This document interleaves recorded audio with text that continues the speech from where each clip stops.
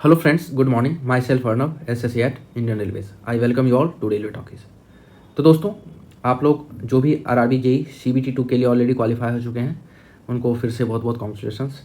अब दोस्तों मेन बात यह है कि आप सोच रहे होंगे कि मैं अचानक से अभी तो CBT 2 हुआ भी नहीं है, मेडिकल के लिए एक वीडियो लेके आया हूँ। तो इसके पीछे रीज़न क्या है फ्रेंड्स? इसके पीछे सीधा रीज़न पहला तो ये है कि आपको अवेयर करना और वो सारी परेशानियाँ, वो सारी प्रैक्टिकलिटीज़ जो कि 2019 और 2024 के एग्ज़ाम में कैंडिडेट्स को फेस करने पड़े हैं, जबकि उन्होंने CBT 2 क्लियर कर लिया, उसके बाद भी उनको प्रॉब्लम्स आई और कुछ कैंडिडेट्स अनफॉर्चुनेटली बाहर भी हो गए in spite of clearing CBT 2 exam. ये आपको डराने के लिए नहीं है, मैं फिर से कह रहा हूँ, इसको आप ज़ोर से ज़ोर इस वीडियो को समझिएगा। ये आपको बस मोस्ट जो आप निकाल सकते हो इस एग्ज़ाम से अपने रिजल्ट देने के लिए, उसके लिए मैं आपको ये बता रहा हूँ। दोस्तों होता क्या है, बहुत बार नहीं जानने के कारण आप गलतियाँ करते हो और जिसके कारण एक सिली मिस्टेक आपका रिजल्ट वहाँ पे रोक देता है, इंस्पाइट कि आप अच्छा नंबर लेके आए CBT 2 में। उसके बाद भी मैं कुछ प्रैक्टिकल केसेज भी आपको बताऊँगा जो कि फेस करने पड़े हैं कैंडिडेट्स को, और उसके लिए आप क्या कर सकते हो, क्या सॉल्यूशन है, कैसे आप अच्छे से अपना मेडिकल क्लियर कर सकते हो, ये भी मैं आपको समझाऊँगा फ्रेंड्स। तो चलिए बढ़ते हैं वीडियो में आगे। सबसे पहली बात तो ये है कि आप अगर नोटिफिकेशन भी देखोगे तो वहाँ पे आपको यहाँ पे आप देख सकते हैं कि रेलवे JEE 3 मेडिकल क्राइटेरिया में सारे पोस्टों को रखता है। पहला तो है आपका A3 हाईएस्ट इन JEE माना जाता है, बाकी A1 A2 जो है वो ALP के लिए होता है, नॉट इन JEE। तो आपको A3 B1 एंड C1 ये 3 क्राइटेरिया यहाँ पे दिया गया है फ्रेंड्स। अब बात यह है कि A3 में, B1 में एंड C1 में आने के लिए आपको क्या क्या मिनिमम फिटनेस रिक्वायरमेंट्स होते हैं। और सबसे पहली बात, जो कैंडिडेट्स ऐसे हैं जिनका कि 1 या 2 ही पोस्ट क्लियर हुआ है CBT 2 का, वो ज़रूर से ज़रूर उस कैटेगरी वाइज, जैसे कि आप यहाँ देख सकते हो, आप अगर CN 5/2025 का नोटिफिकेशन देखोगे, वहाँ पे आपको पेज नंबर 33 से लेकर 36 तक हर पोस्ट का यहाँ पे आपको दिया गया है फ्रेंड्स। हर पोस्ट का मेडिकल क्राइटेरिया आपको बताया गया है कि कौन सा पोस्ट किस मेडिकल क्राइटेरिया में लाई कर रहा है। आप यहाँ पे देख सकते हो सारे ही कैटेगरी में जितने भी आपके 26 कैटेगरी हैं, सारे ही कैटेगरी के मेडिकल स्टैंडर्ड ऑलरेडी नोटिफाइड हैं। तो सबसे पहले वो कैंडिडेट्स जिनका कि 1 या 2 पोस्ट क्लियर है वो देख लें अपना कि कौन सा मेडिकल क्राइटेरिया उनका लाई कर रहा है। और उससे बड़ी बात यह है कि दोस्तों सबसे जो, जैसे कि physical fitness in all respect, इस चीज़ को आप समझिए। इस चीज़ को मैं इसलिए बोल रहा हूँ समझने के लिए क्योंकि ये पोस्ट स्पेसिफिक नहीं है, ये हर एक पोस्ट के लिए आपको चाहिए ही चाहिए। मतलब physical fitness in all respect ये आपको हर एक पोस्ट के लिए चाहिए ही चाहिए होगा, इसमें आप ये आनाकानी नहीं होगा। इसमें जो इस बार कुछ नॉक नी और फ्लैट फुट, ये 2 प्रॉब्लम्स भर के आ रही थी इस बार जो एग्ज़ाम्स हुए थे। पहली बात देखो, अगर आपका ये जो नॉक नी होता है कि घुटने में आवाज़ आती है, और फ्लैट फुट क्या होता है दोस्तों, आप अगर पैर को अपना देखोगे, ये आपका अगर तलवा है, ये ऐसे पैर आपका है, तो ये फ्लैट होता है। ये फ्लैट होने का मतलब फ्लैट फुट होता है। ये होना कैसा चाहिए, ये होना ऐसा चाहिए, थोड़ा सा कर्व टाइप का होना चाहिए, यहाँ पे एक कर्व आना चाहिए, ठीक है। तो फ्लैट फुट होने के कारण अगर आपका बहुत ही सीवियर है, मतलब पूरा ही फ्लैट है, तो वहाँ पे प्रॉब्लम आ सकती है। हालांकि सारे जोन्स में डिफरेंट ये होते हैं, आपको वो समझ में आएगा, मगर फ्लैट फुट को लेके प्रॉब्लम्स आई थी। देखो फ्लैट फुट एक आपका कह सकते हो फिजियोलॉजिकल, मतलब आपका एक फिजिकल जो बनावट है उसके कारण ये प्रॉब्लम है। तो इसको कहीं ना कहीं आप अपने एक्सरसाइज से और कुछ फिजियोथेरेपिक जो थेरेपेटिक्स आते हैं, एक चप्पल भी आता है सैंडल जिसको कहते हैं, जिसमें कि एक ये बना हुआ होता है, वो रिकमेंडेड भी है कि आपको अगर माइल्ड फ्लैट फुट है या फिर आप अपने चलने के कारण आपको ऐसा प्रतीत होता है, तो आप उसको यूज करके फिजियोथेरेपिस्ट के पास जाके, या विदाउट आप वहाँ जाए हुए भी इसको अगर आप यूज करोगे तो आपको उसमें ये कर्वेचर आपका जो है अगर कम है तो ये संतुलित होगा और स्टेबिलिटी आ जाएगी आपकी फुट में अगर आप रेगुलर यूज उसको करते हो। तो देखो डिफरेंट तरीके हैं जिससे कि आप जो सिली मिस्टेक करके अगर छट जाते हैं आदमी, तो वहाँ से आप बच सकते हो, उसको आप कवर अप कर सकते हो।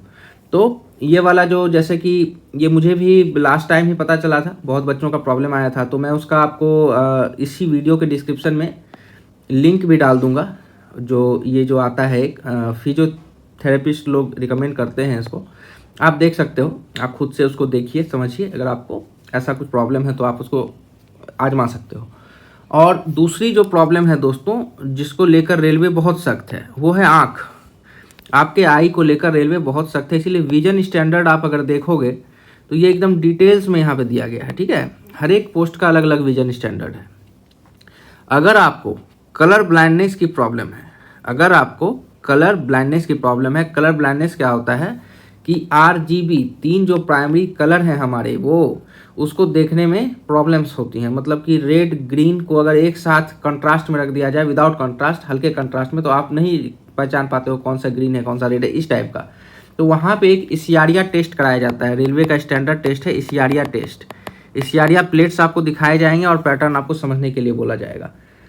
जो भी बच्चे जिनको पता नहीं है अभी तक, उन्होंने कभी टेस्ट ये किया नहीं है, तो उनको समझ में नहीं आता होगा क्या है कि नहीं है। तो अगर आप देखना चाहते हो, अच्छा यही रहेगा कि आप एक बार खुद को चेक कर लीजिए कि आप कलर के मामले में ठीक हो कि नहीं। क्योंकि अगर कलर के मामले में कोई दिक्कत आती है दोस्तों, तो यहाँ पे कोई भी आपको नहीं मिलेगा, मतलब यहाँ पे मुश्किल हो जाती है। कैटेगरी 1 और 2 में आप बाहर हो जाते हो, एक ही कैटेगरी आपके लिए बचता है C1। और मान लो C1 अगर क्वालिफाइड है कोई पोस्ट आपका, तो ही तब आ पाओगे। अगर मान लो आपका 4 पोस्ट क्वालिफाइड है CBT 2 के बाद, चारों ही A3 B1 में है और आपको पता ही नहीं था आप कलर ब्लाइंड हो, तो फिर आपको पोस्ट भी नहीं मिल पाएगा। या फिर बहुत केसेज ऐसे आए थे दोस्तों कि किसी बंदे का 5 पोस्ट क्लियर है, जिसमें कि एक C1 का है, बाकी A3 B1 का है। अब उसको पता नहीं था कि मैं कलर ब्लाइंड हूँ, उसका नंबर जो आया उस हिसाब से कट ऑफ उसका बस इस पोस्ट के लिए क्लियर हुआ CBT 2 के बाद।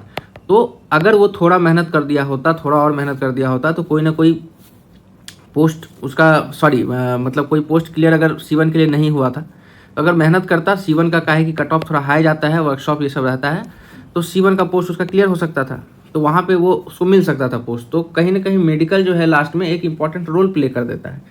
तो मैं आपको कुल मिला के ये सजेस्ट करूँगा कि आप कुछ चीज़ों का अभी से ध्यान रखिए। पहली चीज़ तो ये कि आपका अगर ओबेसिटी है, ओबेसिटी के कारण कोई छटता नहीं है, मगर ओबेसिटी के कारण आपको अगर शुगर वहाँ पे थोड़ा सा भी आ जाता है रिपोर्ट में, तो वो प्रॉब्लम का कारण बन जाएगा आपका, समझ रहे हैं।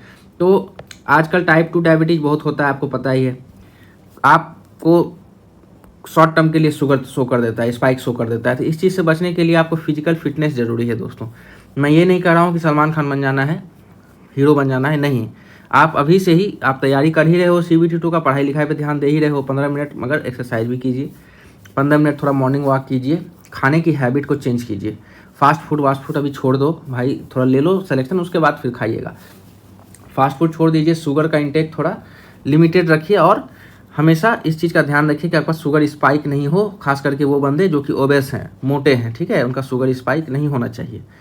उसके बाद आपका जैसे कि नॉक नी का जिनका प्रॉब्लम है, एक्सरसाइज रेगुलर कीजिए।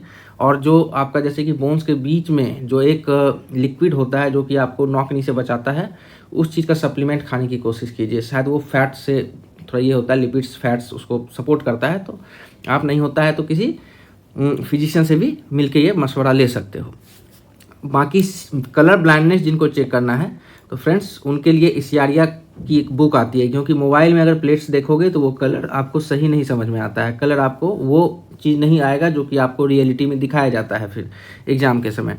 तो इसियारिया बुक का लिंक मैंने डिस्क्रिप्शन में दिया हुआ है, आप अगर चाहो तो उसका ज़्यादा शायद कॉस्ट भी नहीं होगा, 300-400 रुपये होता है, मैं डाल दूँगा लिंक में डिस्क्रिप्शन जो भी होगा। तो उसमें आपको जो 6x6 विजन 6x9 विजन का चेक मिल जाएगा, उसके साथ आपको इसियारिया बुक भी वहाँ मिल जाएगा। आप ये भी अपना चेक कर सकते हो कि आपको कलर ब्लाइंडनेस है कि नहीं।